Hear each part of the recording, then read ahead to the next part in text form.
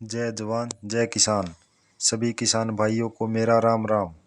किसान भाइयों, यदि आपको खेती बाड़ी से संबंधित जानकारी और बासमती धान 11-21 व 15-9 व अन्य धान की सभी वैरायटियों की सटीक जानकारी समय समय पर चाहिए तो आप इस चैनल किसान मंडी भाव टुडे को लाइक और सब्सक्राइब करें।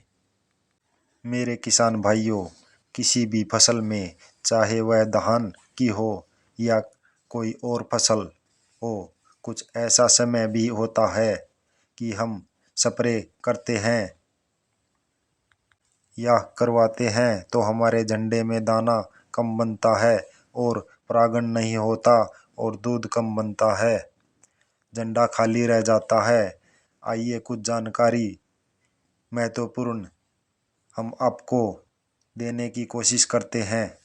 यदि आपको स्प्रे का छिड़काव करना है तो दिन के किस समय करना ठीक रहेगा, जिससे हमारा झंडा भी सुरक्षित रहे और कीटों से भी हम अपनी खेती, चाहे वह धान की हो या कोई और फसल हो, बचा सकें।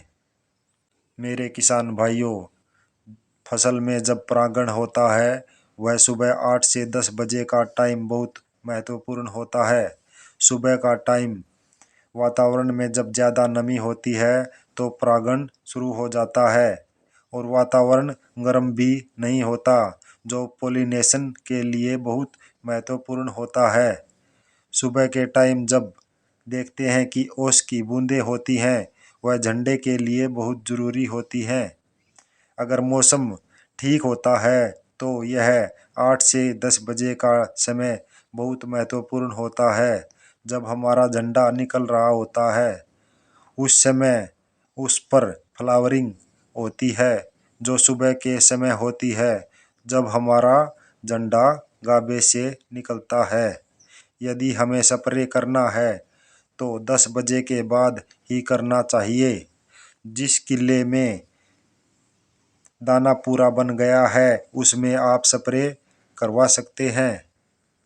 यदि हम फूल आने की अवस्था में सुबह 8 से 10 बजे के बीच स्प्रे का छिड़काव करते हैं तो हमारे झंडे में पूरा दाना नहीं बन पाता और झंडा हल्का रह जाता है। सुबह के समय ही झंडे में परागण के द्वारा दूध बनता है। यदि हम सही सावधानी अपनाते हैं तो हमें ज़्यादा पैदावार होती है।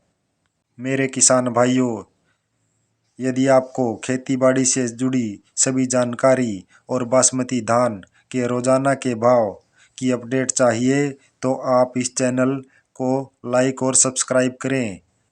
आपका बहुत बहुत धन्यवाद।